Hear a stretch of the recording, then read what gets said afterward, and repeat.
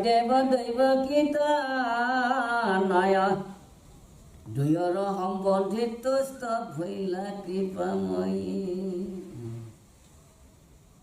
দুয়ৰো আশ্ৰয় লৈছিল অৰ্থাৎ দুইজনো আশ্ৰয় ল'লে দৈৱকী নন্দন কৃষ্ণৰ চৰণত আৰু দুইজনকো মানে ভগৱান কৃপাময়ে মানে সন্তুষ্ট হৈছিল এইটোৰ কাৰণে আদয় মহাভকত সন্ত একঠাই মই প্ৰভু তাক সুধি আকাৰে আছো যায় ইফালে আনফালে কৃষ্ণই ভাবি আছে কি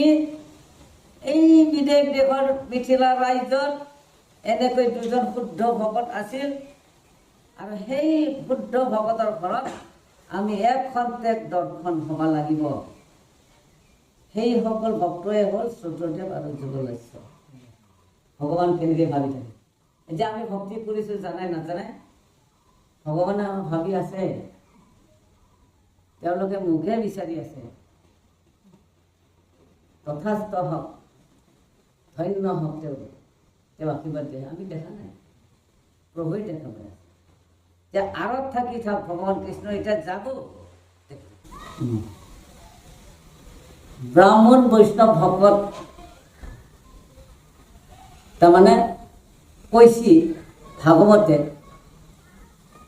ভকত বৈষ্ণৱ ব্ৰাহ্মণ বিশিষ্ট কথাটো মানে অলপ উল্টা হৈছিলে ভকত বৈষ্ণৱ ব্ৰাহ্মণ বিশিষ্ট দেৱত তীৰ্থত কৰি সিহিহে গৰিষ্ঠ দৰ্শন পৰশন অৰ্চন কৰিলে দেৱতীৰ্থ ক্ষেত্ৰ শুদ্ধ হয় চিৰকালে গতিকে ভকত বৈষ্ণৱ ব্ৰাহ্মণ বিশিষ্ট দেৱত তীৰ্থত কৰি সিহে গৰিষ্ঠ তাৰমানে দেৱই থাকক তীৰ্থই থাকক যিকোনো ক্ষেত্ৰই থাকক ভকত যেতিয়া দৰ্শন হ'ব তেতিয়া সেই তীৰ্থ পবিত্ৰ হৈ পৰিছে আৰু ভকতৰো তীৰ্থ মানে পবিত্ৰ হ'ব তাৰ দুয়োবোৰ উদ্ধাৰ হৈ পৰিছে এইটোৰ কাৰণে দৰ্শন পৰশন অৰ্চন কৰিলে মানে দৰ্শন হ'ল যে আমি পৰশন আমাৰ চৰণ চোৱাচুই কৰিলোঁ সেৱা কৰিলোঁ পৰশন এনেকৈ মানে আমি চৰণ চুই সেৱা কৰিলোঁ অৰ্চন নিজক আমি অৰ্চনা কৰিলোঁ গোটাই মানে ভকতেহে মানে শুদ্ধ কৰিব পাৰে সেইকাৰণে কৃষ্ণই এই দুইজনক আৰু শুদ্ধ কৰিবৰ কাৰণে আৰু শুদ্ধ কৰিবৰ কাৰণে আমি যাওঁ আৰাম পুত্ৰ মিত্ৰ কলত্ৰক পায় সৰ্বধাম কোনোজনে লভিব ভকত হেন থান শ্ৰুতদেৱ আৰু যুগলস্য তেওঁলোকে ভাবিছিল বোলে যে এই পুত্ৰ মিত্ৰ পৰিয়ালবৰ্গ তেনেকৈ পৰিয়ালবৰ্গ লৈ আৰু যাতে কোন জন্মত মানে ভকতসকলক ক'ত লগ পাম চাওক তেনেকৈ পৰিয়াল হ'ব যাতে ভকত সংগ পালে মোৰ কল্যাণ যে আমিও ভাবিব লাগিব যে আমি পৰিয়াল মানে আগবঢ়াই আনিছোঁ পৰিয়াল জন্ম দিছোঁ প্ৰভুৰ কৃপা কিন্তু সেই পৰিয়ালক আমি কেনেকৈ শুদ্ধ কৰিব পাৰোঁ কেনেকৈ মানে সদাচাৰত আগবঢ়াই নিব পাৰোঁ কেনেকৈ যাতে সৎ আচাৰটো আমি তেওঁলোকক বিলাই দিব পাৰোঁ আৰু কেতিয়া তেনেকৈ সাধু সংগ লগ পাম কাৰণ ধৰ্মটো হ'ল আচৰণৰহে পৰিচয় বুলি চৰিত্ৰৰহে পৰিচয় বুলি আপোনাৰ চৰিত্ৰই আপোনাৰ পৰিচয় কিয় লিখে জ্ঞানী পুৰুষ সকলোৱে ধৰ্ম কৰিছে যাতে বিশ্বৰ জীৱবিলাক শান্তি হওক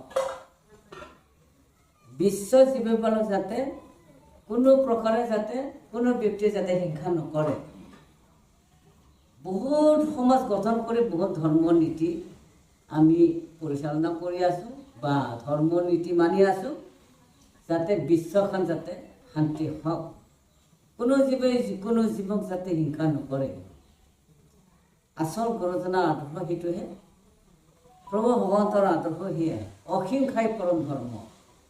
গতিকে আহক চবে মানে ধৰ্ম পালন কৰে, যি ধৰ্মই নহওক আমি কোনো ধৰ্মক মানে তাৰমানে অন্যভাৱে ক'ব নোৱাৰোঁ, বেয়াভাৱে ক'ব নোৱাৰোঁ। সকলোৱে ধৰ্ম ঈশ্বৰকে মানি আছে, সকলোৱে ধৰ্ম। কিন্তু সেয়ে আমি চৰিত্ৰত কেনেকৈ মানে পৰিৱৰ্তনত নিব পাৰোঁ, আচৰণটো কেনেকৈ মানে সদাচাৰক মানে আমি সৎ আচৰণ কেনেকৈ আগুৱাই নিব পাৰোঁ।